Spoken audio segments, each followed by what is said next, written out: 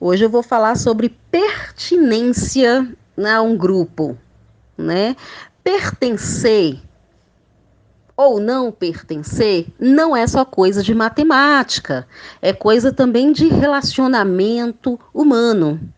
E sentir-se motivado e com propósito dentro do grupo. Tem-se objetivos dentro desse grupo específicos, eficazes, concretos e alcançáveis. Todo grupo tem um objetivo. Você não entra no grupo e fica lá sem saber que grupo, o que ele está fazendo, né? Sentado no apartamento, com a boca escancarada, cheia de dentes, esperando a morte chegar. Não! Todo grupo tem um objetivo e isso tem que ser claro para todos os componentes do grupo. A nossa meta é essa e nós vamos alcançá-la.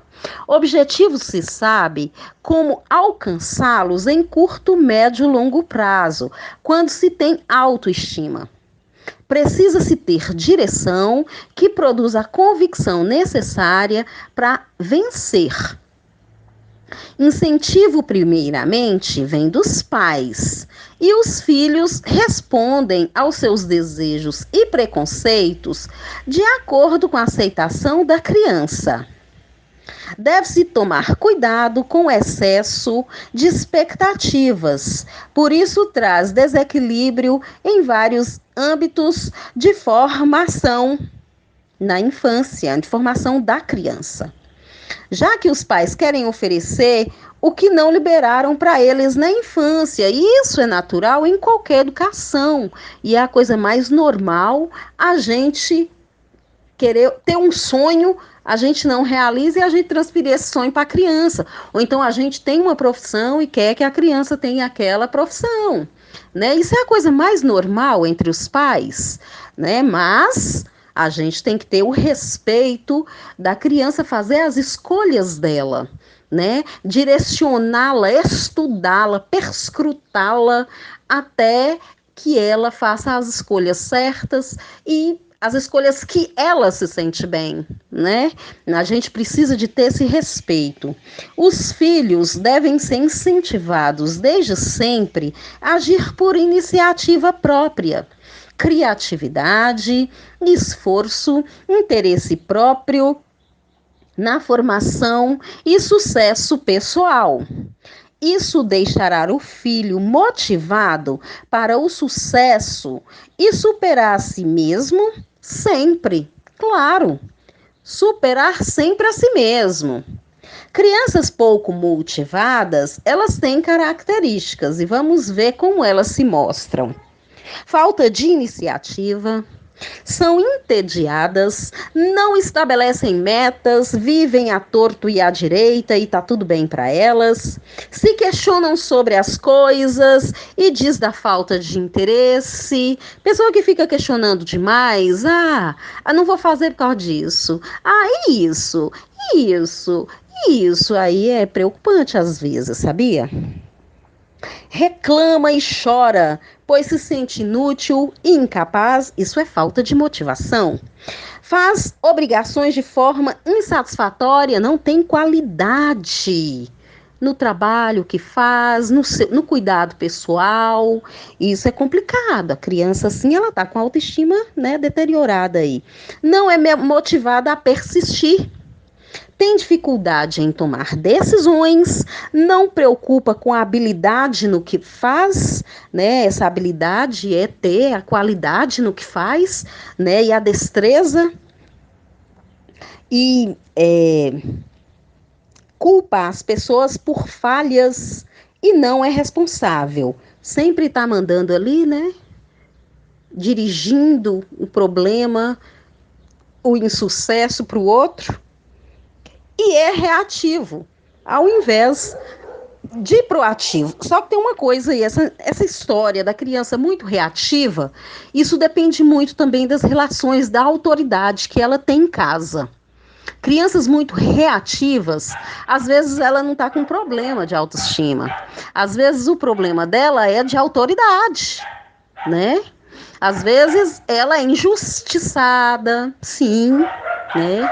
É o ambiente que faz com que ela seja reativa. Às vezes não é um problema aí comportamental, um problema psicológico, não. Às vezes é um problema social mesmo, e esse problema ele deve ser cuidado. Ao invés de ser reativa, ela é proativa, não, ela está sendo reativa porque ela está se defendendo. E nós precisamos nos sentir pertencentes aos grupos sociais e às relações, etc. Pessoas com problemas em pertencer têm as seguintes características. Vejam só, ó. Se isola e tem medo de rejeição, tem dificuldade em iniciar amizade e mantê-las, convive bem com animais e objetos ao invés de gente, entendeu? Tem problema ali com sua própria espécie, né? É agressivo, sarcástico e não cooperativo. Chama atenção para si, é extremo nas relações, né? É sim, sim, ou então não, não. Às vezes nunca, né? Se direciona uma relação para uma conversa, uma mobilidade de forma a se entrar num consenso. Mente e se supervaloriza, influenciável e controlável. É competitivo ao invés de cooperador e colaborador. Isso é o pior, viu? O esporte nos ensina que nós devemos competirmos com nós mesmos. Ontem eu fui 80, hoje eu sou 82, amanhã 84, depois 87%. Eu comigo mesmo. Essa história de competir com o outro, com o da esquerda, com o da direita, isso vai fazer com que você encontre pessoas que são melhores do que você e que são menores, né? Então nunca existe alguém que é tão que não tenha algo melhor do que ele. Ou então uma pessoa tão para baixo que não tenha algo pior do que ele. Então, isso, infelizmente, é assim e a gente não precisa dessa competição. A gente precisa, às vezes, de um companheirismo, de um cuidado, de uma relação saudável. Na vida e em tudo, nos esportes principalmente, né? E o que mais agaria as pessoas e abarca essas coisas que nos faz ser bem ou mal na autoestima são os esportes e a cultura. Essa pessoa também critica destruindo as pessoas ao invés de se valorizar. Então, devemos cultivar desde cedo conceito de colaboração e amizade, iniciativa em contatos interpessoais, sensibilidade e compreensão, capacidade em cooperar e compartilhar, demonstrar atitudes sociais positivas e abertas, aceitas às pessoas como são, sem controlá-las. É lógico, as pessoas têm que saber o que elas realmente são. Você falar a verdade é sempre muito bom. Doeu? Não tem problema, não vai matar, não. Então, agora, controlar as pessoas, isso aqui é horrível. Isso é destruidor. Não existe coisa pior do que você controlar pessoas. Isso não é normal em relação nenhuma, nunca. Medidas que cooperam ainda. Precisa-se aceitar os outros, deve-se ter seguridade ao relacionar, pode falar o que sente, pensa nos grupos que participa sempre. Isso é o que é o mais importante. Você ter a sua opinião no grupo. Pode ser a criancinha de 2 anos e o pai, né, enorme, 2 metros. Essa criança precisa ser respeitada por esse gigante. É importante isso, né? Não é você vai fazer e pronto. Não, então, você vai comer e pronto. É isso que tem, você vai comer isso. Não é só assim. E se for uma comida que a criança come e até passa mal? Né, porque está comendo forçado. É mais ou menos por aí. Então, Pode-se falar o que sente, o que pensa, e o grupo ele tem que estar preparado para aceitar pessoas de todo jeito, de todo tipo, né? E saber que tem pessoas que falam, tem pessoas que falam demais, tem pessoas que falam pelos cotovelos, e elas precisam ser aceitas. Você não pode ir desprezando as pessoas assim à torto e à direita de qualquer forma, sem aceitação nenhuma, não. Também não é assim.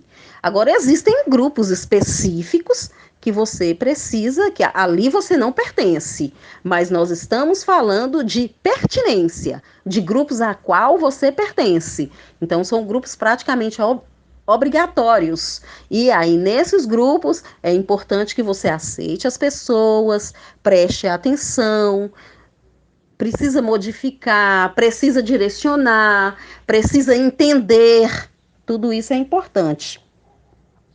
E além de falar o que pensa e nos grupos que participa, pode também mostrar suas habilidades, ter formas que desative o medo, a ansiedade, a sensação de vergonha, a culpa e falta de valor pessoal. Ajudar pessoas a compartilhar semelhanças, jogar e divertir com essas pessoas que goste. É bom você relacionar com pessoas que você gosta. Se você não está gostando da pessoa, é complicado, né? Então, ou você não entende a pessoa, também é complicado. O ideal sempre é a gente estar com pessoas que têm o mesmo gosto. Você é roqueiro? Então você não vai pro forró, vai pro rock.